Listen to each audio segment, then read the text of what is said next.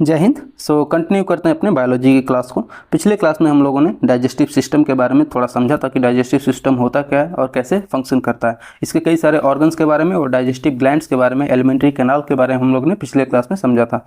आज हम लोग डाइजेशन का जो प्रोसेस है, जो पहली प्रक्रिया है जहाँ से डाइजेशन हमारे मुख से शुरू होता है, एकदम वहाँ से शुरुआत करेंगे और धीरे धीरे जो और भी इसके टॉपिक हैं, क्योंकि पहले ही बताया हमने आपको कि ये बहुत बड़ा टॉपिक है, पार्ट्स में कई अलग अलग पार्ट्स में कवर होगा, तो धीरे धीरे हम लोग हर एक पार्ट को डाइजेशन के कंप्लीट स्टडी करेंगे। ठीक है, तो अभी हम लोग क्या करते हैं, जो पिछले क्लास में स्टडी किया था एक बार उसको क्विकली रिवाइज करते हैं, उसके बाद से आज का टॉपिक शुरू करते हैं। तो बात करेंगे पिछले क्लास की। तो पिछले क्लास में हमने समझा था डाइजेस्टिव सिस्टम के बारे में। डाइजेस्टिव सिस्टम क्या होता है, तो एक ऐसा ऑर्गन्स का सिस्टम जिसमें डाइजेशन की प्रोसेस शुरू होती है। तो डाइजेशन किस में होता है, ये शुरू होता है हमारे माउथ से, ठीक है, और ये ख़त्म कहाँ पे होता है, एनस तक। ठीक है, यहाँ तक जो भोजन है इसे ये एलिमेंट्री कैनाल के अंदर रहता है और इसके अंदर जो है वो डाइजेशन की प्रोसेस चलती रहती है। ठीक है, तो डाइजेस्टिव सिस्टम में कई सारे ऑर्गन्स थे, हम लोगों ने बात करी थी।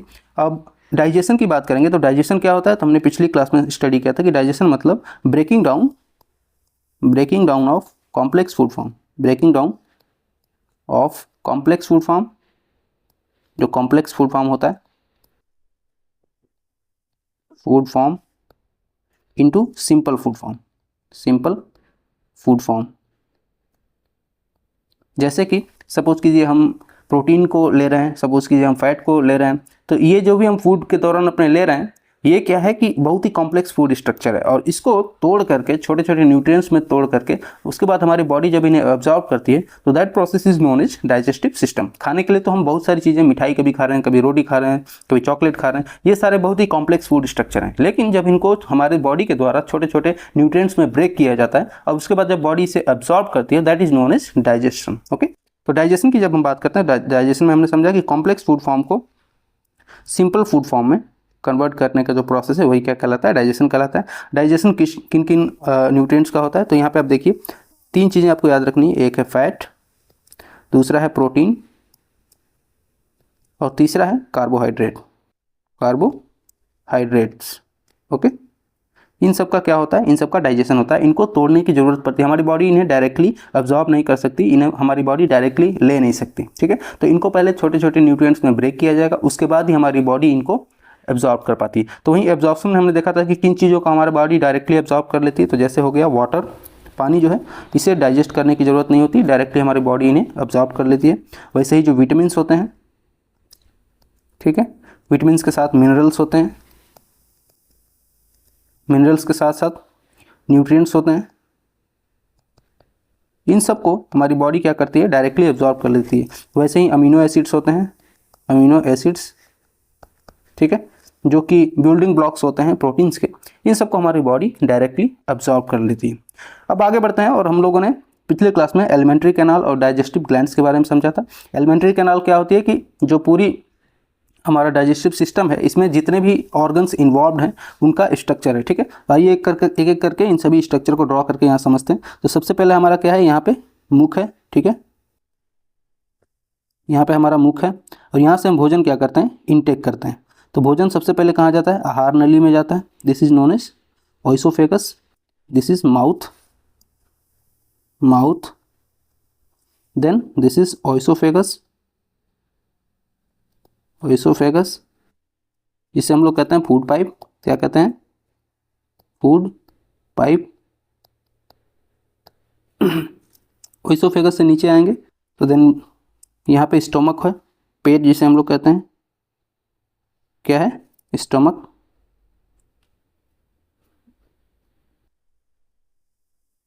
ये है हमारा स्टोमक। ओके, इसे हम लोग कहते हैं स्टमक। स्टमक जो है वो आगे बढ़ता है और ये कनेक्टेड रहता है किससे, स्मॉल इंटेस्टाइन से। तो यहाँ पे आपको स्मॉल इंटेस्टाइन दिखेगी, ठीक, बहुत ही लंबी होती है small intestine, this is small intestine.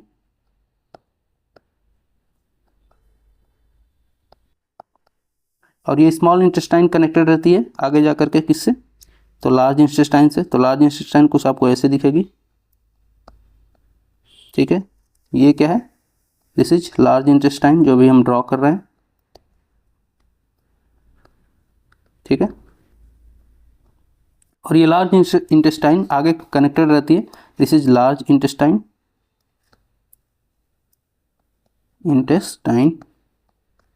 And this is connected with anus, जिसे हम लोग मल द्वार कहते हैं या गुदा कहते हैं, ठीक है, दिस इज एनस। ओके,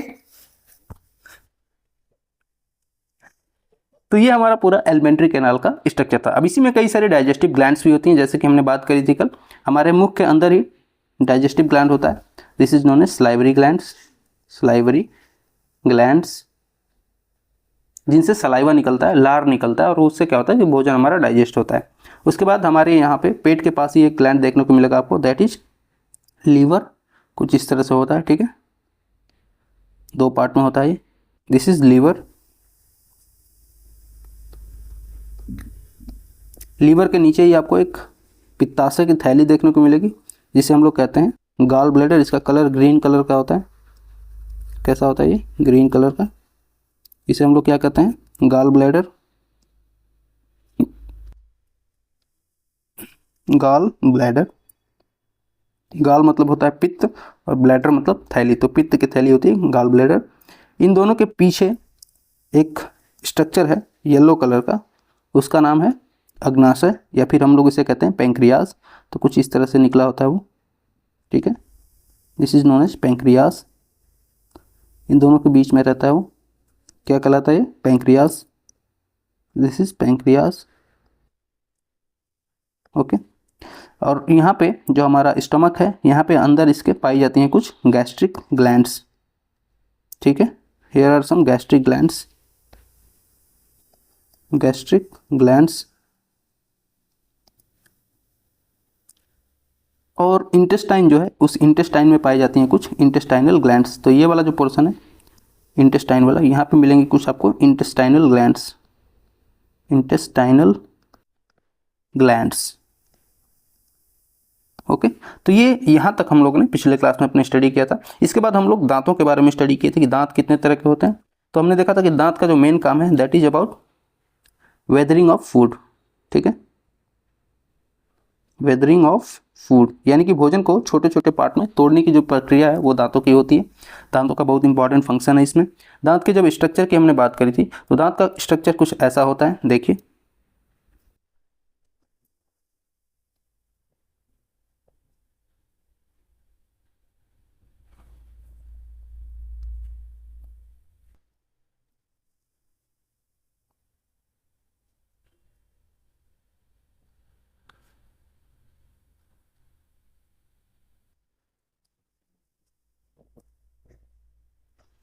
ये जो पोर्शन है ऊपर वाला जो हमें विजिबल होता है, this is known as neck, sorry this is known as crown. जैसे एक रानी के सर पे ताज होता है, वैसे ये दांत विजिबल होता है, हमें दिखाई देता है। उसके नीचे जो पोर्शन होता है दैट इज नोन एज नेक, गर्दन, और ये मसूड़ों में धंसा होता है, आधा दिखेगा आधा नहीं दिखेगा। सबसे नीचे वाला जो पोर्शन है that is known as root, क्या होता है ये, रूट। और ये जड़ है, तो जड़ किसी भी पेड़ की दिखाई नहीं देती, कहाँ होती है, ज़मीन के अंदर। वैसे ही जो हमारे दांतों की जड़ है वो कहाँ पे होती है, मसूड़ों के अंदर, वो दिखाई नहीं देती है, ठीक है। इस दांत के हमने कई सारे लेयर्स के बारे में देखा था कि लेयर होती है दांतों में अलग अलग। हम यदि लेयर्स को यहाँ पर ड्रॉ करें तो यहाँ पे आपको लेयर्स देखने को मिल जाएंगे। सबसे ऊपर वाली जो लेयर है that is known as enamel, सबसे ऊपर वाली लेयर क्या कहलाती है, that is known as enamel, ठीक है, this is enamel, enamel. Okay, इसके नीचे की एक स्ट्रक्चर होती है, उसको हम लोग कहते हैं डेंटाइन। इसके नीचे एक स्ट्रक्चर होती है that is known as dentine, ठीक है।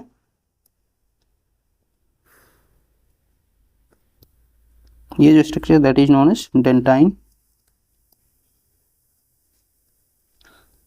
डेंटाइन। और इसके नीचे एक स्ट्रक्चर होती है that is known as pulp. तो जो खाली जगह यहाँ पे दिख रही है दैट इज पल्प, ओके। और इसी पल्प में क्या होता है, नर्व्स, यानी कि नसें होती हैं दांतों की। और ये नसें जब इसमें कोई स्ट्रक्चर इसमें कोई ख़राब होता है, या फिर यहाँ पे कोई ऊपर से इसमें हिंड्रेंस आती है, तो सबसे ज़्यादा दांतों का दर्द होता है, ठीक है।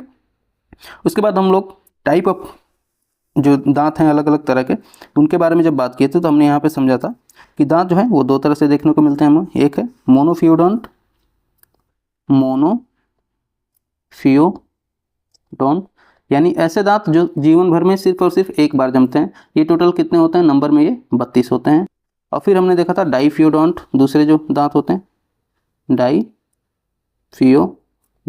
यानी ऐसे दांत जो टूटते हैं, इसे हम लोग दूध का दांत भी कहते हैं, जो एक बार टूटेगा उसके बाद फिर से जमेगा, ठीक है। तो डाइफियोडोंट कितने होते हैं, तो ये नंबर में होते हैं 20। तो ऐसा हम कह सकते हैं कि हमारे पूरे जीवन भर में टोटल कितने दांत जमते हैं, तो टोटल दांत जमते हैं 30 और 22, 20 और 32, दैट विल बी बिकम 52, यानी कि 52 दांत हम पूरे अपने जीवन काल में देखते हैं। ओके, फिर हमने बात करी थी टाइप ऑफ टूथ्स की, कि अलग अलग दांत कौन कौन से होते हैं। तो हमने देखा था कि दांत जो है वो 4 तरह के थे। एक है इंसीजर, ये नंबर में कितने होते हैं, तो ये होते हैं 8। फिर था कैनाइन, ये नंबर में कितने होते हैं, ये होते हैं 4। उसके बाद थे प्रीमोलर, नंबर में कितने थे, तो प्रीमोलर नंबर में होते हैं 8। उसके बाद हमने बात करी थी मोलर की, तो मोलर नंबर में कितने होते हैं, मोलर नंबर में होते हैं 12। ओके, फिर हमने बात करी थी डेंटाइन फार्मूला की, कि बच्चों में कौन से दांत नहीं होते हैं और वयस्कों में कौन से दांत होते हैं, ठीक है। तो जब हमने डेंटाइन फार्मूला की बात करी थी, तो dentine formula in the childs, यानी जो बच्चे होते हैं, उसमें जब हमने देखा था तो यहाँ पे इनमें बच्चों में इंसीजर पाया जाता है, तो यहाँ पे 2 इंसीजर हो जाएंगे। लेकिन बच्चों में कैनाइन भी पाया जाता है, तो यहाँ पे 1 कैनाइन हो जाएगा। फिर हमने बात करी थी प्रीमोलर की, तो बच्चों में प्रीमोलर नहीं पाया जाता, तो 0 प्रीमोलर।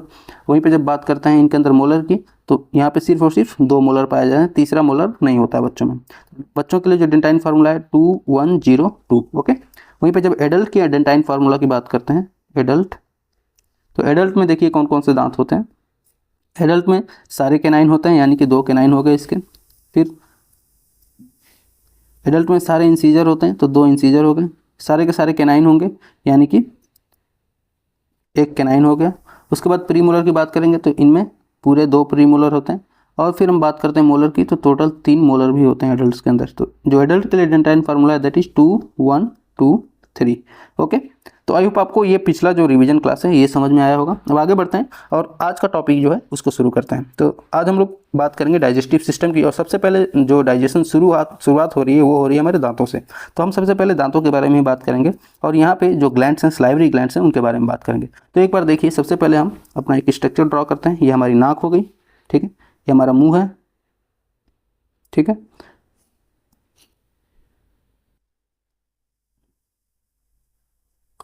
अब देखिए, इसके अंदर जब भोजन हम ग्रहण करते हैं, suppose here it is food, तो ये जब भोजन हम ग्रहण करेंगे तो इसके अंदर प्रोसेस चालू होगी। तो यहाँ पे जो स्पेस है जहाँ पे ये सारी प्रोसेस हो रही है, डाइजेशन की स्टार्ट हो रही है, this is known as buccal cavity. क्या कहलाती है, बकल कैविटी।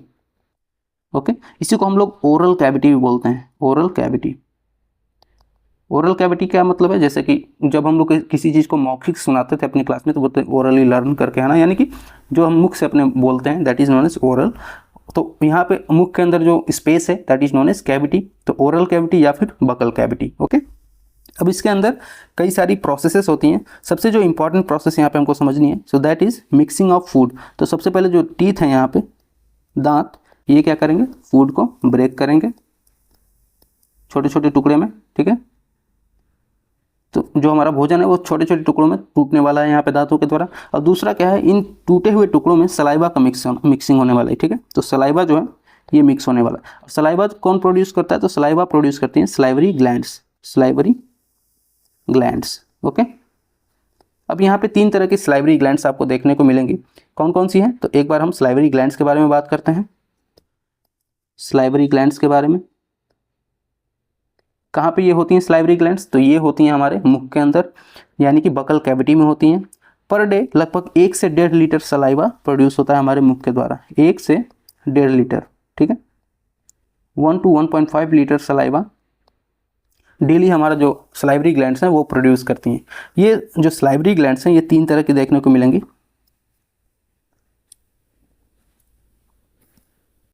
जो सबसे पहली सलाइवरी ग्लैंड है that is parotid, parotid. Okay, दूसरी जो सलाइवरी ग्लैंड है दैट इज सबलिंगुअल, सबलिंगुअल। और थर्ड जो सलाइवरी ग्लैंड है that is submandibular, submandibular. Okay, 3 तरह की सलाइवरी ग्लैंड है, पैरोटिड, सबलिंगुअल और सबमैंडिबुलर। यहाँ पे है पैरोटिड,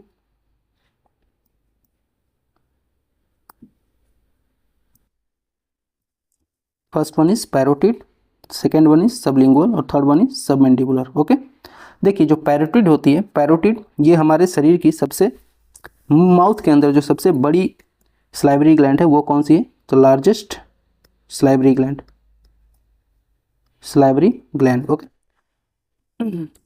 टोटल 3 पेयर में होते हैं, यानी कि नंबर में 6 होते हैं, एक लेफ्ट की तरफ और एक राइट की तरफ। जो पैरोटिड ग्लैंड होती है वो हमारे कानों के नीचे एग्जिस्ट करती है, तो बीनीथ आवर ईयर्स, हमारे जो कान होते हैं वहाँ पे एग्जिस्ट करती है पैरोटिड ग्लैंड। सांपों में जो पैरोटिड ग्लैंड होती है यही जहर को रखती है, ठीक है। तो पॉइजन सैक, जो सांप होते हैं उनका जहर कहाँ पे स्टोर रहता है? तो पॉइजन सैक ऑफ स्नेक, तो सांपों का जो जहर होता है वो इसी पैरोटिड ग्लैंड में स्टोर रहता है, ठीक है।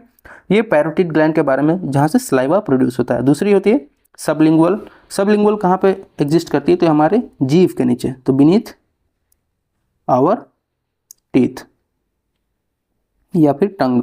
ओके, हमारे दांतों या फिर जीभ के नीचे एग्जिस्ट करती है। जब सबमैंडिबुलर की बात करते हैं तो सबमैंडिबुलर कहाँ पे एग्जिस्ट करती है? सबमैंडिबुलर हमारे जबड़े के नीचे, तो बीनीथ आवर जा, हमारा जो जबड़ा है उसके नीचे एग्जिस्ट करती है सबमैंडिबुलर। एक बार आप इनको 3D में देखिए, उसके बाद आपको और भी ज़्यादा क्लैरिटी इसमें आएगी कि कौन सी चीज़ कहाँ पे एग्जिस्ट करती है, ठीक है। तो यहाँ पे देख सकते हैं आप, ये जो स्ट्रक्चर दिखाई दे रहा है ये ह्यूमन डाइजेस्टिव सिस्टम का स्ट्रक्चर देख रहे हैं आप। यहाँ पे आपको मुख के अंदर ये जो हमारा जो माउथ है, बकल कैविटी की हमने जो बात करी, यहाँ पे आपको देखने को मिलेगा ये 3 तरह की सलाइवरी ग्लैंड्स जो कि पेयर में है, 3 पेयर में है ये, ठीक है। एक बार इनको आप ध्यान से देखिए, यहाँ पे ये वाला जो स्ट्रक्चर दिख रहा है ये, दिस इज पैरोटिड ग्लैंड। उसके नीचे जो जीभ के नीचे ये वाला स्ट्रक्चर दिख रहा है, दिस इज सबलिंगुअल। और जबड़े के पास जो दिख रहा है this one, this is submandibular. Okay, तो 3 तरह के ग्लैंड आप यहाँ पे देख करके समझ सकते हो कि कौन सी ग्लैंड कहाँ पे एग्जिस्ट करती है। ओके, आई होप आपको ये जो ग्लैंड्स हैं ये देख करके समझ में आए होंगे कि कौन सी ग्लैंड कहाँ पे। अब देखिए ये जो ग्लैंड्स हैं, यहाँ से जो भोजन बन रहा है इसमें से क्या प्रोड्यूस होगा? इससे प्रोड्यूस होगा सलाइवा। इस सलाइवा के अंदर कई सारे इंपॉर्टेंट जो क्वालिटीज़ हैं वो एग्जिस्ट करती हैं, जो हमारे भोजन को डाइजेस्ट करने में हेल्प करता है। आइए थोड़ा सा सलाइवा के बारे में समझते हैं कि क्या क्या सलाइवा के अंदर होता है जिससे कि हमारा भोजन अच्छे से डाइजेस्ट होता है। यदि बात करेंगे सलाइवा की, तो देखिए जो ये 3 ग्रंथियाँ थीं, जो 3 ग्लैंड्स थीं, पैरोटिड, सबलिंगुअल और सबमैंडिबुलर, इनके द्वारा जो सलाइवा प्रोड्यूस किया गया, इसमें कई इंपॉर्टेंट जो एंजाइम है वो एग्जिस्ट करते हैं। सबसे जो पहला एंजाइम है that is known as lysozyme. क्या है? लाइसोजाइम, ठीक है। देखिए लाइसोजाइम का क्या काम है? तो इट किल्स बैक्टीरिया। क्या करता है ये? बैक्टीरिया को मारता है। Kills germs and bacteria. देखिए हम कुछ भी भोजन कर रहे हैं तो हमारे मुख में जाने अनजाने में बैक्टीरिया चले ही जाते हैं। सही बात है। कैसे? जैसे कि कई बार हम ऐसे रोड पे चल रहे होते हैं, कुरकुरे खरीद लिया, कुरकुरे खरीद के खाने लगे, तो हमने हाथ तो धुला नहीं, लेकिन हाथ के साथ साथ कुरकुरे के साथ साथ कुछ ना कुछ बैक्टीरिया हमारे पेट में चले गए। अब इनको मारने का काम किसका है? तो इसको मारने का काम है लाइसोजाइम का। देखिए हमारे लार के अंदर जो लाइसोजाइम है ये बहुत ही ज़्यादा एंटीबैक्टीरियल होता है। इसका एक और भी उदाहरण से आप समझ सकते हैं, जैसे जितने भी मांसाहारी जानवर होते हैं, जैसे शेर, बाघ, चीता, ये क्या होता है कि कई बार जब फाइट करते हैं अपनी टेरिटरी के लिए या फिर जंगल में अपना राज बनाने के लिए, उस समय क्या होता है कि इनको कहीं ना कहीं थोड़ी बहुत चोट लग जाती है, ठीक है। अब ये अपने चोट को अपने डॉक्टर के पास तो लेके जाएंगे नहीं कि डॉक्टर साहब आइए मेरा इलाज कीजिए, जाएंगे तो पता चला डॉक्टर ही खत्म हो जाएगा। तो ऐसे में क्या होता है कि ये जो छोटी मोटी चोटें होती हैं उनको ये खुद ही हील कर लेते हैं, खुद ही उनको सही कर लेते हैं। कैसे करते हैं? तो ये अपनी जीभ से चाटते रहते हैं उस घाव को। उससे क्या होता है कि जो इनका लार है, जो सलाइवा है, वो उस घाव पे लगता रहता है, जिसके अंदर जो एंटीबैक्टीरियल क्वालिटीज़ है उसकी वजह से जो उनका घाव है उसके ऊपर जितने भी बैक्टीरिया होते हैं वो मरते रहते हैं। और ऐसे में वो घाव कुछ समय के बाद अपने आप सही हो जाता है। ऐसा ही आपने देखा होगा जो गायें होती हैं, जिनके बछड़े होते हैं, छोटे नवजात बच्चे, वैसे ही जो और भी कई जानवर हैं, जैसे बकरी है या फिर भेड़ है, जितने भी ये जानवर देखने को मिलेंगे आपको, तो ये जानवर क्या करते हैं? अपने छोटे बच्चों को अक्सर आप देखेंगे कि चाटते हुए रहते हैं। ऐसा क्यों करते हैं, ये क्यों चाटते रहते हैं अपने छोटे बच्चे को? क्योंकि इनका जो सलाइवा है उस सलाइवा में मिक्स होता है कुछ एंटीबैक्टीरियल क्वालिटी, और ये चाहते हैं कि इनके बच्चे के ऊपर कोई भी किसी भी तरह का बैक्टीरिया ना आए, किसी भी तरह का इन्फेक्शन ना हो, बच्चे को कोई बीमारी ना हो। इसलिए ये हमेशा अपने बच्चों को क्या करते रहते हैं, अपने जीभ से चाटते रहते हैं, जिससे कि इनके बच्चे के ऊपर जितने भी बैक्टीरिया हैं वो खत्म हो जाएं, वो मर जाएं। ओके, ये था लाइसोजाइम के बारे में। दूसरा जो है इसके अंदर पाया जाता है that is ptyalin and diastase. तो हमारा जो सलाइवा है उसमें और क्या पाया जाएगा, तो उसमें पाया जाता है टाइलिन और फिर पाया जाता है डाइस्टेज।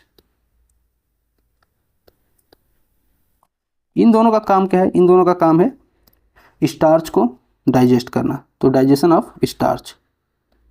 स्टार्च क्या होता है, तो स्टार्च बोलते हैं हम लोग चोकर को या फिर मंड को। जो धान या गेहूं की जो भूसी होती है वो क्या होती है, वो बेसिकली स्टार्च होता है, और स्टार्च बेसिकली स्टोर करता है वाटर को।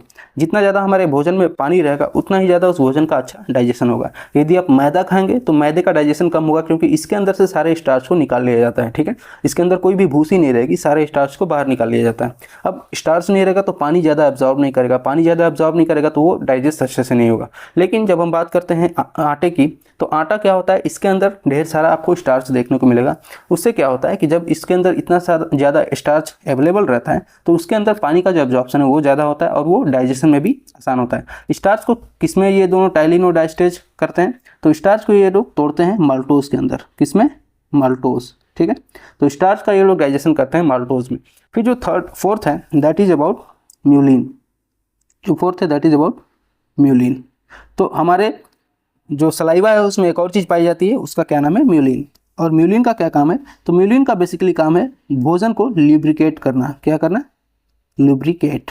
ओके, यानी कि थोड़ा सा सलाइवा मिक्स करके उस भोजन को इतना चिपचिपा बना दो कि वो भोजन आसानी से हमारे जो ओइसोफेगस है यानी कि जो फूड पाइप है उसमें आसानी से वो स्लाइड करके हमारे स्टमक में चली जाए, हमारे पेट में चली जाए। यदि हम सूखा भोजन खाते हैं तो अटक जाएगा हमारे गले या गर्दन के अंदर, फूड पाइप के अंदर। ऐसे में क्या होगा, हम दौड़ेंगे पानी के लिए, पानी नहीं मिला तो वहीं पर मौत हो जाएगी। लेकिन जब हम म्यूलिन जब मिक्स हो जाता है भोजन में, तो ऐसे में क्या होता है कि जब म्यूलिन मिक्स हो जाता है तो वो बहुत ही ज़्यादा चिपचिपा हो जाता है और आसानी से स्लाइड करता हुआ हमारे स्टमक में चला जाता है। ठीक है, साथ ही यहाँ पे अब आगे बढ़ते हैं और समझते हैं आगे की प्रोसेस, क्योंकि हम लोगों ने मुख के अंदर जो भी प्रोसेस होने वाली थी उसको अच्छे से समझ लिया है। ठीक है, अब आगे बढ़ते हैं और समझते हैं हम लोग ओइसोफेगस या फिर अन्न नली या फिर फूड पाइप के बारे में। तो देखिए, हम लोगों ने बात करी मुख के अंदर होने वाले प्रोसेस की, तो इसके अंदर जो भी प्रोसेस हो रही थी, यहाँ पे ग्लैंड्स थी, कुछ सलाइवरी ग्लैंड्स, और इनसे कुछ सलाइवा निकल रहा था जिसके अंदर कई सारी प्रॉपर्टीज़ थी। उन प्रॉपर्टीज़ को समझा।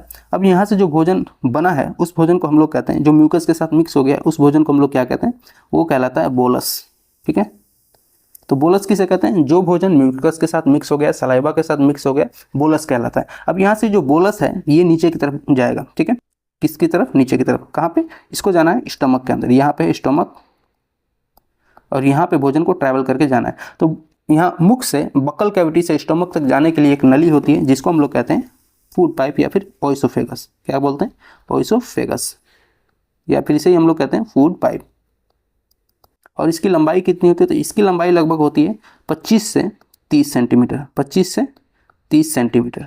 ओके, तो 25 से 30 सेंटीमीटर ये जो लंबी नली है ये क्या करती है, भोजन को एक रास्ता देती है। कहाँ से कहाँ तक जाने की, ऊपर से यानी कि फूड पाइप से, यानी कि मुख से बकल कैविटी से हमारे स्टमक तक जाने के लिए एक रास्ता प्रोवाइड करती है। अब ये जो रास्ता है ये एकदम प्लेन रास्ता नहीं होता, ये रास्ता कुछ इस तरह से होता है। तो यदि आप इस ओइसोफेगस की दीवारों को देखेंगे, फूड पाइप की दीवारों को, तो ये एकदम प्लेन नहीं होता, बल्कि इसके अंदर कुछ इस तरह का स्ट्रक्चर आपको देखने को मिलेगा। ठीक है, यहाँ पे भी वैसा ही होगा।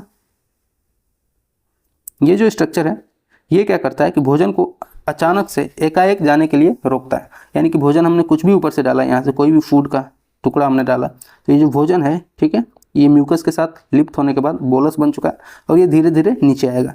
तो ये जो स्ट्रक्चर आपको देखने को मिल रहा है दोनों तरफ, इसी स्ट्रक्चर की वजह से भोजन आराम से नीचे आता है और इस प्रोसेस को हम लोग कहते हैं पेरिस्टेलिसिस। क्या बोलते हैं, पेरिस्टेलिसिस। इस प्रोसेस को हम लोग बोलते हैं peristalsis. This process is known as peristalsis. यानी कि भोजन धीरे धीरे नीचे उतरता है, अचानक से एकाएक नहीं उतरेगा, धीरे धीरे धीरे धीरे धीरे धीरे नीचे उतरेगा और जाएगा स्टमक में। और इसको हिंदी में यदि बोलेंगे पेरिस्टेलिसिस को, तो इसको हम लोग बोलते हैं क्रमानुकुचन। क्रमानुकुचन, ठीक है। तो क्रमानुकुचन का प्रोसेस कहाँ पे होता है? ये होता है ओइसोफेगस में। एक और चीज़ आप ध्यान रखिएगा, यदि आपसे प्रश्न पूछे कि क्या ओइसोफेगस में भोजन का पाचन होता है, यानी कि फूड पाइप में भोजन को पचाने की प्रक्रिया होती है, तो आपका आंसर होगा नहीं। यहाँ पे इस ओइसोफेगस में कोई भी डाइजेशन नहीं होता है, नो डाइजेशन। ठीक है, अब यहाँ पे डाइजेशन नहीं होता है मतलब यानी कि यहाँ पे किसी भी डाइजेशन की प्रोसेस को अब अंजाम नहीं दिया जाता है। ओइसोफेगस सिर्फ और सिर्फ किसमें हेल्प करती है? तो ये सिर्फ और सिर्फ ट्रांसपोर्टेशन ऑफ बोलस में, ट्रांसपोर्टेशन यानी कि सिर्फ और सिर्फ ट्रांसपोर्ट कर रहा है भोजन को मुख गुहा से कहाँ पे? अमाशय में। ठीक है, वो किसी भी तरह का डाइजेशन में पार्टिसिपेट नहीं कर रहा है।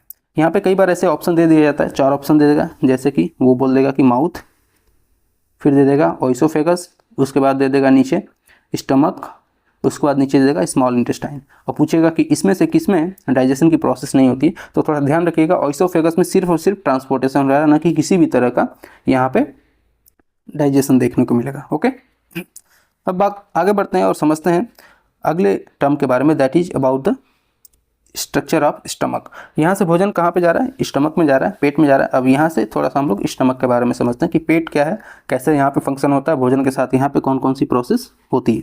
तो देखिए, जब हम बात करेंगे भोजन के बारे में या फिर स्टमक के बारे में, तो यहाँ पे स्टमक का सबसे पहले एक बढ़िया सा स्ट्रक्चर ड्रॉ करते हैं, उसके बाद स्टमक के बारे में डिटेल से समझते हैं। तो देखिए, तो यहाँ सबसे पहले है ओइसोफेगस और यहाँ पे है हमारा स्टमक। ठीक है, तो ओइसोफेगस से आ रहा है और ऐसे स्टमक से होके ये चला जाएगा, जो रास्ता ये कहाँ जाएगा? This will go to small intestine, small intestine. Okay, और यहाँ पे ऊपर जो है दिस इज, ये जो रास्ता दिख रहा है ये रास्ता है ओइसोफेगस का। ठीक है, या फूड पाइप जिसे हम लोग कहते हैं उसका रास्ता है। तो फूड पाइप से जो भोजन है वो बोलस के रूप में यहाँ पे एंट्री करेगा। तो जो बोलस है, बोलस कहाँ पे एंटर होगा? तो ये एंटर होगा सबसे पहले यहाँ पे। जो पहला पोर्शन होता है ये कहलाता है, स्टमक का जो पहला पोर्शन है ये कहलाता है कार्डियक। क्या कहलाता है? कार्डियक। ओके, तो कार्डिया जो है, दिस इज कार्डिया। कार्डिया का मेनली 2 काम है। पहला काम है इसका हाइड्रोक्लोरिक एसिड रिलीज करेगा, और ये जो हाइड्रोक्लोरिक एसिड है ये भोजन को और छोटे छोटे टुकड़ों में तोड़ देगा। पहले ही बोलस के रूप में बना हुआ है, वो चिपचिपा सा हो गया है, इसको और भी ज़्यादा ये ब्रेक करने वाला है। ठीक है, क्योंकि एसिड है तो उसको और भी ज़्यादा छोटे छोटे टुकड़ों में ब्रेक करेगा, जिससे कि उसका डाइजेशन और न्यूट्रिएंट्स वैल्यू को और ज़्यादा अच्छे से बाहर निकाला जा सके। दूसरा जो है दैट इज़ किलिंग जर्म्स। ठीक है, तो जो जर्म्स है, जो बैक्टीरिया हैं, उनको और भी ज़्यादा ख़त्म करने का काम किसका है? So that is of cardia से रिलीज हुआ जो HCl है उसका। तो HCl क्या करेगा? जो भी बचे हुए बैक्टीरिया जो लाइसोजाइम ने किल नहीं किया या बच गए, उनको ख़त्म करने का, उनको तोड़ने का काम किसका होता है? तो that is of HCl, hydrochloric acid. और कहाँ से रिलीज होता है ये? तो पहला पोर्शन है कार्डिया, वहाँ से रिलीज होता है। ठीक है, उसके बाद जो आगे का स्ट्रक्चर आप देखेंगे तो यहाँ पे 2 तरह के आपको स्ट्रक्चर देखने को मिलेगा। ऊपर का जो स्ट्रक्चर है this is known as fundus. क्या कहलाता है ये? फंडस। इसी को हम लोग फंडिक भी बोलते हैं, फंडिक। ओके, फंडस या फंडिक। अब उसके नीचे वाला जो पोर्शन है, ये जो पोर्शन है, this is known as body. This is body. तो फंडस और बॉडी को यदि मिक्स कर देंगे आप, this will become the largest portion of our stomach. This is the largest portion of our stomach. Okay, तो पूरे पेट का सबसे जो बड़ा भाग है वो क्या है? फंडस और बॉडी है। यहाँ पे क्या होता है? तो जो कार्डिया के द्वारा HCl, हाइड्रोक्लोरिक एसिड फूड में मिक्स किया गया, और साथ ही साथ जो पानी हम पीते हैं, उन दोनों की क्या होती है? यहाँ पे मिक्सिंग होती है। तो यहाँ पे बेसिकली फूड मिक्सिंग होती है। ठीक है, फूड मिक्सिंग, जो भोजन हमने ग्रहण किया है उस भोजन को और अच्छे से मिक्स करना आपस में, जो हाइड्रोक्लोरिक एसिड है उसके साथ, ताकि इसको और छोटा छोटा, इससे डाइजेशन की पूरी प्रोसेस है वो अच्छे से की जा सके। तो ये जो पूरा प्रोसेस है वो कहाँ पे होता है? वो होता है फंडस और बॉडी वाले पोर्शन में। ठीक है, इसी बॉडी वाले पोर्शन में आपको एक स्ट्रक्चर दिखाई देगा कुछ इस तरह से, जो दीवारें होती हैं वहाँ पे खड़ा खड़ा स्ट्रक्चर दिखा, इसको हम लोग बोलते हैं रूजी। क्या बोलते हैं?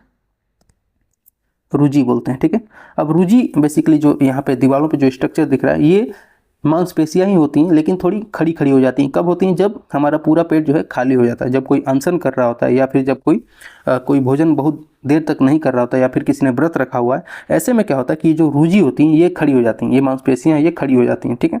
और जब खड़ी हो जाती हैं तो हमारे पेट में एक विशेष तरह की चुभन होने लगती है, ठीक है।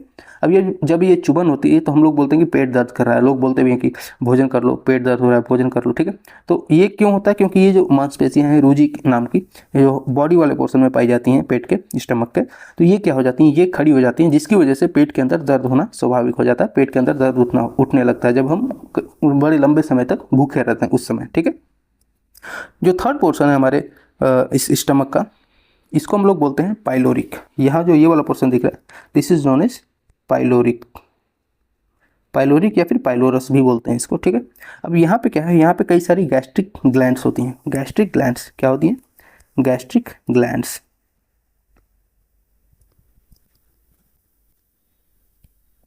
ये जो गैस्ट्रिक ग्लैंड्स हैं ये कुछ रिलीज करती हैं गैस्ट्रिक जूस, जिसे हम लोग कहते हैं। जो गैस्ट्रिक ग्लैंड्स हैं ये क्या रिलीज करती हैं? So they releases gastric juice, gastric juice, ठीक है।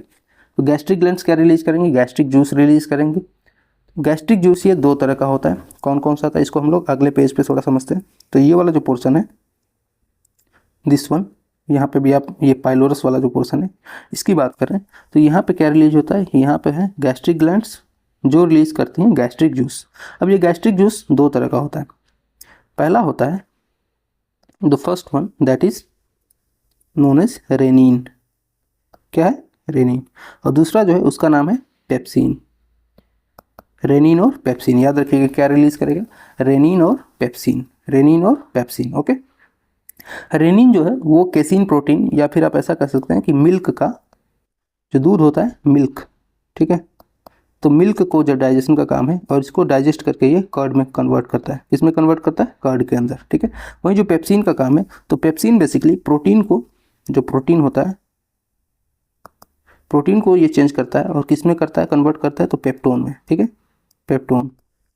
बेसिकली प्रोटीन का कई फॉर्म होता है, तो प्रोटीन का जो और सिंपल वाला फॉर्म है, प्रोटीन बेसिकली एक ऑलरेडी इटसेल्फ, ये अपने आप में एक बहुत ही कॉम्प्लेक्स फॉर्म है और ये इसी कॉम्प्लेक्स फॉर्म को तोड़ना है। हमने बात करी थी स्टार्टिंग में कि जो डाइजेशन होता है वो प्रोटीन, फैट और कार्बोहाइड्रेट्स का होता है, ठीक है। तो जो प्रोटीन है अब इसको और भी सिंपल फॉर्म में तोड़ने की प्रोसेस शुरू हो चुकी है और ये पेट में शुरू हो गया है, ठीक। तो इसके और भी छोटे छोटे जो फॉर्म है उसमें तोड़ने का काम किसका है? यहाँ पे पेप्सिन का है। पेप्सिन क्या करता है? जो प्रोटीन आया हुआ है उसको पेप्टोन में कन्वर्ट करेगा, पेप्टोन में तोड़ेगा, ठीक है। तो रेनिन क्या करेगा? ये मिल्क को कर्ड में चेंज करेगा। मिल्क में बेसिकली होता है केसिन प्रोटीन। कौन सा प्रोटीन होता है मिल्क के अंदर? तो मिल्क के अंदर होता है, आपको देखने को मिलेगा, मिल्क के अंदर होता है केसिन प्रोटीन, ठीक है। अब इस केसिन प्रोटीन को तोड़ने का काम किसका है? वो है रेनिन का, ठीक है। तो आई होप आपको जो ये थर्ड वाला स्ट्रक्चर है यहाँ पे भी समझ में आया होगा कि कैसे एक पेट के अंदर ये सारी प्रोसेसेस चल रही हैं। यदि आप इसको 3D में देखना चाहें तो आप इसको देख करके और अच्छे से समझ सकते हैं कि कैसे ये दिखता है या फिर कैसे ये एग्जिस्ट करता है, पेट के अंदर कैसे प्रोसेस हो रही होती है, ठीक है। तो यहाँ पे आप देख के समझ सकते हैं कि ये जो पूरा स्ट्रक्चर दिख रहा है ये क्या है? हमारा पेट है, ठीक है। हमने बात करी कि यहाँ पे कार्डिया दिखेगा सबसे ऊपर की तरफ, ये जो है दिस इज कार्डिया, ओके। यहाँ पे फंडस है, दिस इज फंडस, ओके। और फंडस वाला जो ये पूरा एरिया है यहाँ पे फूड मिक्स होगा। कार्डिया में क्या होगा? हाइड्रोक्लोरिक एसिड रिलीज होगा जो कि भोजन को तोड़ेगा और साथ ही साथ जो बचे हुए यहाँ पे एंजाइम्स या जो बचे हुए बैक्टीरिया हैं उनको किल करेगा। और इसोफेगस ऊपर है, जो नली जहाँ से बोलस के रूप में भोजन आ रहा है, ठीक है। अब यहाँ से जब भोजन आ गया कार्डिया में तो ये जाएगा बॉडी में, ये जो बॉडी वाला पोर्शन है। और यहाँ पे क्या होगा? यहाँ पे बेसिकली पूरा फूड मिक्सिंग का काम होगा। तो फंडस और बॉडी ये जो दोनों एक जगह होकर के यहाँ पे फूड की पूरी मिक्सिंग होती है इस पूरे वाले हिस्से में, ठीक है। वहीं पे हमने रूजी वाले स्ट्रक्चर की भी बात करी कि रूजी क्या है? ये एक ऐसा स्ट्रक्चर है जो कब खड़ा होगा? जब हमारा जो पेट है वो एकदम खाली होगा और ऐसे में फिर पेट दर्द की जो प्रॉब्लम है वो शुरू होती है, ठीक है। थर्ड हमने पढ़ा, दैट वाज अबाउट द पाइलोरिस। तो पाइलोरस कहाँ पे है? जो पाइलोरिक ये वाला हिस्सा है एकदम लास्ट वाला, ठीक है। यहाँ पे आपको कुछ गैस्ट्रिक ग्लैंड्स दिखेंगी, ये जो पाइलोरस वाला हिस्सा है यहाँ पे। और ये जो गैस्ट्रिक ग्लैंड्स हैं वो क्या रिलीज करती हैं? तो हमने बात करी कि ये दो तरह का, एक होगा रेनिन और एक होगा पेप्सिन, ठीक है। तो रेनिन क्या डाइजेस्ट करता है? रेनिन डाइजेस्ट करता है मिल्क को और पेप्सिन डाइजेस्ट करता है प्रोटीन को। प्रोटीन को पेप्टोन में बदलता है पेप्सिन और रेनिन जो है वो मिल्क को डाइजेस्ट करके कर्ड में बदलता है, ठीक है।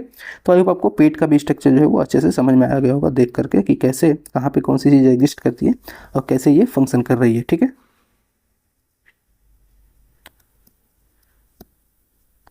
अब कई बार क्या होता है कि जब हम भोजन कर लेते हैं, ज़्यादातर ऐसे हिस्सों में देखा जाता है कि हम कई बार भोजन जब कर लेते हैं ज़्यादा, तो ऐसे में क्या होता है कि हमें नींद आने लगती है। नींद क्यों आती है भोजन करने के तुरंत बाद? तो उसका कई एक कारण है, जिसमें से एक जो इंपॉर्टेंट रीज़न है दैट इज़ ये जो हमारा डाइजेस्टिव सिस्टम है या फिर स्टमक है, इसमें आपको जो ये दीवारें दिख रही हैं, ठीक है, जैसे यहाँ पे कार्डिया है, यहाँ पे फंडस है और यहाँ पे पाइलोरिस है। तो पाइलोरिक और इन सब जगह पे जो एंजाइम्स रिलीज हो रहे हैं, जैसे कि यहाँ पे हाइड्रोक्लोरिक एसिड रिलीज हो रहा है HCl, ठीक है, कार्डियक में। अब HCl रिलीज हो रहा है, वैसे ही जो बॉडी वाला पोर्शन है, फंडक वाला पोर्शन है, यहाँ पे भोजन का मिक्सिंग चल रहा है। तो जब इतने सारे काम यहाँ पे एक साथ चल रहे हैं तो यहाँ पे एनर्जी की रिक्वायरमेंट होती है। तो जब भी हम भोजन ग्रहण करते हैं तो हमारा जो पेट है, पेट वाला हिस्से में यहाँ पे बहुत ही ज़्यादा एनर्जी की रिक्वायरमेंट होती है, क्योंकि ये जो दीवारें हैं, इन दीवारों से जो ये रिलीज़ हो रहा है हाइड्रोक्लोरिक एसिड रिलीज हो रहा है, इसके साथ ही साथ यहाँ पे और भी जो इसके अंदर फूड मिक्सिंग की जो प्रोसेस हो रही है, तो इस प्रोसेस में एनर्जी की रिक्वायरमेंट होती है। और ऐसे में एनर्जी के लिए जो ब्लड वेसल्स हैं वो यहाँ पे हेल्पफुल होती हैं। तो इसके साथ दीवारों में जो ब्लड वेसल्स हैं, वो ब्लड वेसल्स क्या करती हैं, ये बेसिकली यहाँ से सारी एंजाइम्स को रिलीज करती हैं, ठीक है। और ऐसे में ज़्यादातर एनर्जी कहाँ पे इन्वॉल्व हो जाती है, वो इन्वॉल्व हो जाती है डाइजेशन ऑफ द फूड में। और ऐसे में एक सिग्नल जाता है ब्रेन के पास कि अभी थोड़ी देर के लिए तुम आराम कर लो, थोड़ा सा एनर्जी यहाँ, क्योंकि हमारा ब्रेन भी फंक्शन कर रहा है, उसमें भी ब्लड की रिक्वायरमेंट है। जब ब्लड फ्लो करता है तो उससे हमारे हर एक जो ऑर्गन्स हैं वो अच्छे से फंक्शन कर रहे होते हैं। अब जब ब्लड का सर्कुलेशन कम होगा ब्रेन की तरफ, तो वो सारा सर्कुलेशन कहाँ की तरफ जाएगा, स्टोमक की तरफ। तो जब स्टोमक की तरफ सारा ध्यान जा रहा है, सारी एनर्जी जा रही है, तो ऐसे में ब्रेन थोड़ी देर के लिए सुस्ता जाता है और ऐसे में क्या होता है कि हमें नींद आनी शुरू हो जाती है, ठीक है। तो जब भी हम बहुत जोर का भोजन कर लेते हैं, ज़्यादा भोजन कर लेते हैं, तो उसके तुरंत बाद हमें हल्की झपकी आनी शुरू हो जाती है। तो आई होप आपको ये रीज़न समझ में आया होगा कि क्यों ज़्यादा भोजन करने के बाद हमें नींद आती है, ठीक है। अब आगे एक और चीज़ समझिए, ये जो इसकी दीवार है, यहाँ पे जो इस दीवार की बात कर रहे हैं, ये दीवार है, ठीक है। लेकिन कई बार आपको एक क्वेश्चन आ सकता है माइंड में कि अगर यहाँ पे HCl रिलीज हो रहा है, हाइड्रोक्लोरिक एसिड, ठीक है। अब यदि HCl रिलीज हो रहा है तो इस HCl की वजह से ये जो दीवार है वो जल क्यों नहीं जा रही या फिर ख़त्म क्यों नहीं हो जा रही? क्योंकि HCl तो एक तरह का एसिड है, और एसिड हम जानते हैं कि एसिड बहुत खतरनाक होता है हमारे स्किन के लिए। तो स्किन पे ऐसा क्यों होता है कि जो यहाँ पे हाइड्रोक्लोरिक एसिड बन रहा है उसके बाद भी जो दीवारें हैं वो सुरक्षित हैं, या फिर ये पेट फट क्यों नहीं रहा है, ठीक है, या जल क्यों नहीं रहा है एसिड की वजह से? तो देखिए, ये जो एसिड है ये बेसिकली यहाँ से रिलीज तो हो रहा है, लेकिन जो इसकी दीवारें हैं, हमारे जो स्टमक की जो दीवारें हैं, वो बनी होती हैं म्यूकोसा की। किसकी बनी होती है? म्यूकोसा। म्यूकोसा क्या होता है? तो म्यूकोसा बेसिकली MgOH का होल ट्वाइस, मिल्क ऑफ मैग्नीशिया होता है, ठीक है, मैग्नीशियम का हाइड्रोक्साइड है। अब ये क्या है? ये एक तरह का बेस है। क्या है ये? बेस, यानी कि क्षार जिसे हम लोग कहते हैं। एसिड क्या है? एसिड का जस्ट अपोजिट है ये बेस। तो तीन चीज़ें होती हैं, एसिड, बेस एंड सॉल्ट, तीन चीज़ें होती हैं, ठीक है। तो जिसमें से एसिड और बेस के बारे में हम जानते हैं कि जब ये दोनों एक दूसरे के साथ रिएक्शन करते हैं तो न्यूट्रल हो जाते हैं। तो जब एक है हाइड्रोक्लोरिक एसिड HCl और दूसरा है बेस, ठीक है। अब ये दोनों एसिड और बेस जब एक साथ मिक्स होंगे तो ये दोनों क्या हो जाएंगे? एक दूसरे को न्यूट्रल कर देंगे, और ऐसे में जो हमारी ये दीवारें हैं, ये दीवारें बिल्कुल सुरक्षित रहती हैं। इन दीवारों पे कोई भी खतरा नहीं देखने को मिलेगा हमें, ठीक है। तो ये दीवारें क्यों सुरक्षित रहती हैं? क्योंकि यहाँ पे हम लोगों को म्यूकोसा देखने को मिलता है, और म्यूकोसा किसका बना होता है? MgOH, यानी कि मैग्नीशियम हाइड्रोक्साइड, MgOH का होल ट्वाइस, ओके। इस MgOH को होल ट्वाइस, या फिर इसे हम लोग क्या कहते हैं? Milk of magnesia. इसे हम लोग क्या कहते हैं? मिल्क ऑफ मैग्नीशिया के नाम से जानते हैं, ठीक है। अब एक और चीज़ आपको समझनी चाहिए कि कई बार ऐसा बोला जाता है कि जो बच्चा है, जैसे जब कोई छोटा नवजात बच्चा होता है, जब पेट में रहता है, माँ के पेट में, बोलते हैं ना कि माँ के पेट में बच्चा है, तो क्या बच्चा इसके अंदर होता है क्या? जी नहीं, बच्चा इसके अंदर नहीं रहता। बच्चा इसके अंदर रहेगा तो इधर से हाइड्रोक्लोरिक एसिड आ रहा है, वो क्या करेगा? बच्चे को जला करके खत्म कर देगा, बच्चा खत्म हो जाएगा, ठीक है। तो बच्चा यहाँ पे नहीं एग्जिस्ट करता।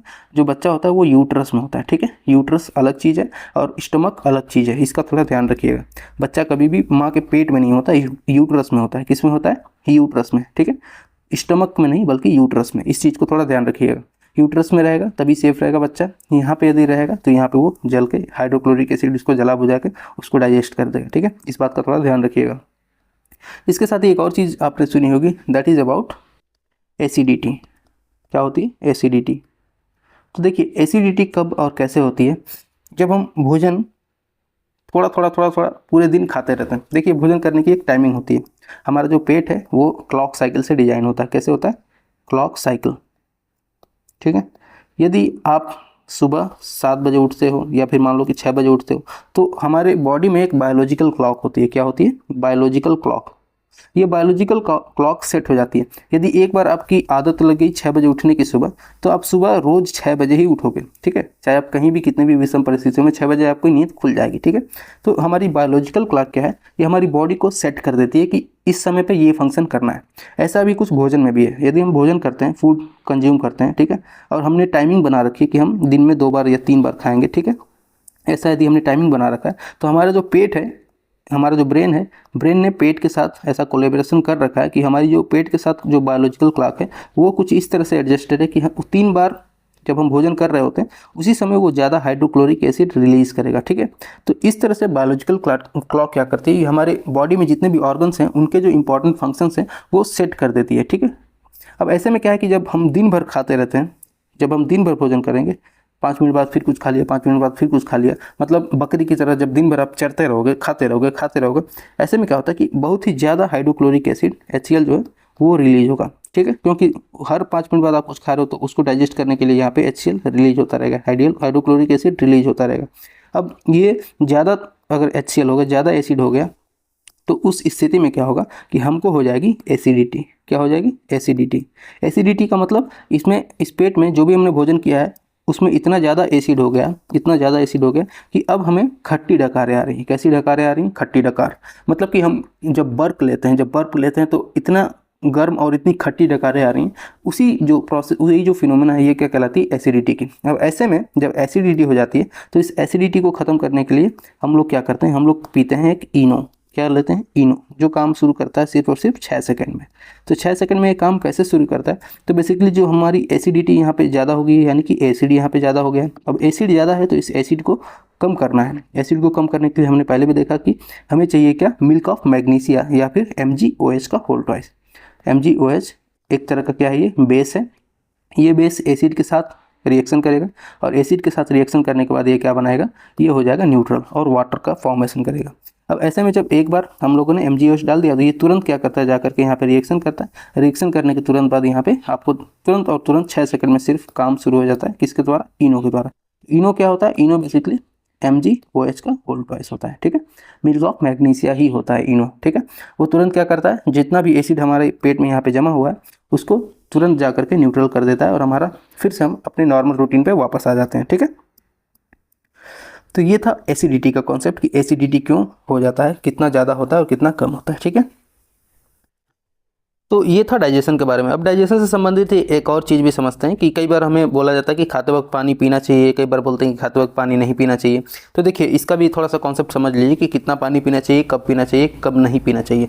तो देखिए जब हम भोजन कर रहे होते हैं तो भोजन को बेसिकली हमने देखा कि माउथ में सबसे पहले इसका मिक्सिंग चालू होता है सलाइवा के साथ। म्यूकस होता है, जो म्यूकस क्या करता है कि भोजन में जो हमारा फूड है इसके साथ मिक्स होता है और इसको लुब्रिकेटेड करता है, ठीक है। एक बार जब ये लुब्रिकेट हो जाता है, जो फूड जो बोलस के फॉर्म में हो जाता है, तो वो वहाँ से ऑइसोफेगस से होते हुए नीचे आएगा, ठीक है।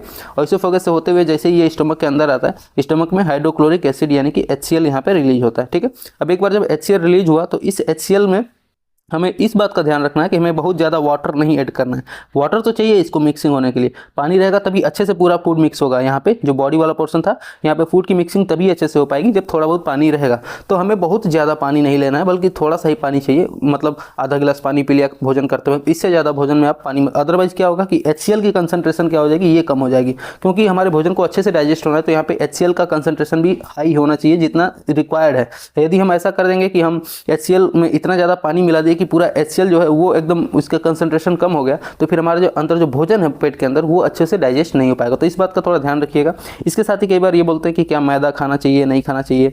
तो देखिए मैदा खाने की बात हुई या फिर कोई भी ऐसी चीज़ खाने की बात हुई, अब इस बात का ध्यान रखिए कि हम कुछ भी यदि भोजन कंज्यूम करते हैं तो यदि हम उसके साथ वाटर इनटेक है हमारा, यानी कि हमारे पेट में यदि पानी है, कोई भी चीज़ हम जब हम अपने पेट में डाल रहे हैं भोजन में, तो वो चीज़ इस बात का ध्यान रख के डालना है, इस बात का ध्यान रख के खाइए कि वो उसमें पानी मिक्स हो सके। मैदे में क्या है कि वाटर डायरेक्टली मिक्स नहीं हो पाता, लेकिन यदि मैदे के साथ आप कुछ फाइबरस फूड खा रहे हैं, ठीक है, यदि आपने सपोज कीजिए मैदा लिया है, उसके साथ ही आपने सलाद खाया है या फिर पालक की कोई सब्जी है या फिर कोई भी साग है, ऐसी चीज़ों को जब आप भोजन करते हैं तो ये क्या है? फाइबरस चीज़ें। अब इनके साथ मैदे का जो मिक्सर होता है वो मिक्स तो हो जाएगा, क्योंकि अब मैदे में डायरेक्टली पानी नहीं इन्वॉल्व होने वाला है, लेकिन वो किस में इन्वॉल्व हो जाएगा? फाइबर में। और फाइबर चिपका हुआ है मैदे के साथ, तो मैदे का भी डाइजेशन हो जाएगा, यानी मैदा भी डाइजेस्ट हो जाएगा। तो जितने भी फाइबरस फूड होते हैं वो क्या करते हैं, हेल्पफुल होते हैं बहुत ही ज़्यादा डाइजेशन में। तो आप कभी भी इस बात को थोड़ा ध्यान रखिए कि ज़्यादा से ज़्यादा जो आपका डाइट है, ठीक है, इस डाइट में फाइबरस फूड जो होते हैं, जितने भी फाइबरस फूड है इनकी जो मात्रा है, इसका इंटेक जो है वो बढ़ा सकते हैं, ताकि अच्छे से आपका डाइजेशन फंक्शन करे। डाइजेशन के लिए अगेन वाटर का होना जरूरी है। वो ऐसे फूड जैसे कि मैदा हुआ या फिर कोई ऐसा चीज़ जो कि डाइजेस्ट नहीं होने वाला है, तो उसमें यदि वाटर का इंटेक बढ़ा दिया जाए, वो किसकी मदद से होगा, तो फाइबरस फूड जो होते हैं इनके साथ साथ वो किया जा सकता है। तो इस बात को यदि आप ध्यान रख कर भोजन करते हैं तो अच्छे से आपका भोजन डाइजेस्ट हो पाएगा। ओके, तो आइए एक बार क्विकली रिवाइज कर लेते हैं जो भी हमने आज स्टडी किया। ठीक है, तो हमने बात करी डाइजेस्टिव सिस्टम के बारे में। डाइजेस्टिव सिस्टम में हमने देखा कि जो हमारा मुख है, माउथ, यहाँ पे जो कैविटी है that is known as buccal cavity या फिर ओरल कैविटी के नाम से भी इसे जानते हैं। पर डे 1.5 लीटर के आसपास हमारा जो ये ओरल कैविटी, यहाँ पे जितने भी सलाइवरी ग्लैंड्स हैं वो पर डे 1 से 1.5 लीटर सलाइवा प्रोड्यूस करते हैं। 3 तरह के सलाइवरी ग्लैंड्स हमने देखे, पैरोटिड, सबलिंगुअल और सबमैंडिबुलर। जो पैरोटिड है वो सबसे बड़ी होती है, सांपों के अंदर यही पॉइजन सैक यानी कि जहर की थैली का काम करती है। ठीक है, ये जो सलाइवरी ग्लैंड्स हैं ये कुल 4 तरह के यहाँ पे एंजाइम्स रिलीज कर रहे थे, लाइसोजाइम, टाइलिन, डाइस्टेज और म्यूलिन। जो लाइसोजाइम है वो क्या करता है, वो बैक्टीरिया और वायरस जो भी हमारे भोजन में आए होते हैं उनको किल करता है। टाइलिन और डाइस्टेज स्टार्च को डाइजेस्ट करते हैं और म्यूलिन जो है वो भोजन को लुब्रिकेट करता है। आगे बढ़ने पे हमने ऑइसोफेगस के बारे में समझा। यहाँ पे सबसे इंपॉर्टेंट चीज़ याद रखिएगा कि ऑइसोफेगस में कभी भी भोजन का डाइजेशन नहीं होता है। ठीक है, आइसोफेगस यानी कि आहार नली या फूड पाइप की जो लंबाई होती है वो 25 से 30 सेंटीमीटर की होती है। यहाँ पे हम लोगों ने देखा कि इसकी लेयर भी किसकी बनी होती है, म्यूकोसा की ही बनी होती है। ठीक है, आगे बढ़ने पे हमने देखा कि इसके अंदर जो प्रोसेस होता है that process is known as क्रमानुकुचन या फिर पेरिस्टलिसिस, यानी कि यहाँ पे किसी भी तरह का भोजन है वो धीरे धीरे करके ही नीचे जाता है। ठीक है, अब हम लोग आगे बढ़ने के बाद यहाँ पे देखे थे कि जो भोजन था, भोजन को जब हम लोग कूच करके म्यूकस जब मिक्स हो गया that is known as bolus. Bolus के बाद भोजन आगे बढ़ता है, कहाँ पे जाता है, पेट में जाता है। पेट में भी कई सारे पार्ट हैं, पहला है कार्डियक, दूसरा है फंडिक और बॉडी, उसके बाद है पाइलोरी। यहाँ पे जब भोजन यहाँ पे जब आता है अंदर तो सबसे पहले कार्डियक वाला जो पोर्शन है वो हाइड्रोक्लोरिक एसिड रिलीज करता है जो भोजन को और भी छोटे छोटे पार्ट में तोड़ देता है और साथ ही साथ जो बैक्टीरियाज हैं उनको किल कर देता है। भोजन आगे बढ़ता है, फंडिक और बॉडी वाले पार्ट में मिक्सिंग चालू होती है, अच्छे से मिक्स होता है भोजन, 4 से 5 घंटे तक यहीं पे रहता है भोजन, अच्छे से उसका डाइजेशन होता है। साथ ही हमने ये भी देखा कि बॉडी वाला जो पोर्शन है, बॉडी वाले पोर्शन में एक रूजी नाम का स्ट्रक्चर होता है। जब हमारा पेट खाली होता है वैसे समय में जो पेट में ये रूजी वाला स्ट्रक्चर खड़ा हो जाता है, जिसकी वजह से हमें पेट दर्द की आवश्यकता, मतलब पेट दर्द होने लगता है हमारे पेट के अंदर। ठीक है, फिर हमने पाइलोरी के बारे में देखा कि जो पाइलोरिक होता है वहाँ पे गैस्ट्रिक ग्लैंड्स पाई जाती हैं जो 2 तरह के जो गैस्ट्रिक जूस हैं वो रिलीज करती हैं, रेनिन और पेप्सिन। रेनिन जो है मिल्क का डाइजेशन करता है, वहीं पेप्सिन जो है प्रोटीन को पेप्टोन में चेंज करता है। ठीक है, यानी प्रोटीन का डाइजेशन कर रहा होता है।